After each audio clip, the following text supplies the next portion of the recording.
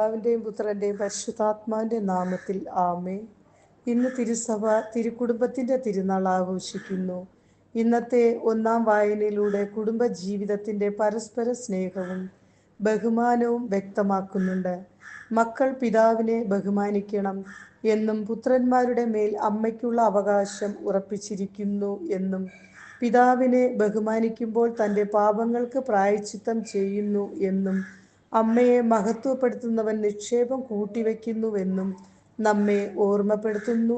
ദൈവം ആഗ്രഹിക്കുന്നത് പോലെ ജീവിച്ച് ദൈവ അനുഗ്രഹം കുടുംബങ്ങളിൽ നിറയുവാൻ പരിശ്രമിക്കാം. ഇന്നത്തെ രണ്ടാം വായനയിൽ വിശുദ്ധ പൗലോസ് നമ്മെ ഓർമ്മപ്പെടുത്തുന്നത് നാം കാരുണ്യം, ദയ, സൗമ്യത, ക്ഷമ എന്നിവ ധരിക്കുന്നതിനും സഹിഷ്ണുതയോടെ വർദ്ധിക്കുന്നതിനും സർവ ഉപരി എല്ലാറ്റിനെയും കൂട്ടിയിണക്കി പരിപൂർണമായ ഐക്യത്തിൽ ബന്ധിക്കുന്ന സ്നേഹം പരിശീലിക്കുന്നതിനും തന്നെ.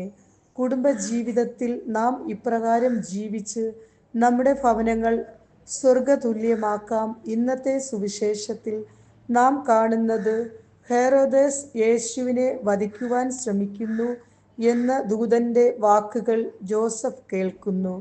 തിരുക്കുടുംബം നസ്രത്തിൽ ചെന്ന് പാർക്കുന്ന ജോസഫ് മറിയത്തെയും ശിശുവായ യേശുവിനെയും വലിയ സ്നേഹത്തോടും വാത്സല്യത്തോടും ആണ് പരിപാലിക്കുന്നത്.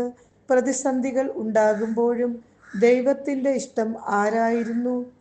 സ്വർഗം സഹായിക്കുന്നുമുണ്ട്.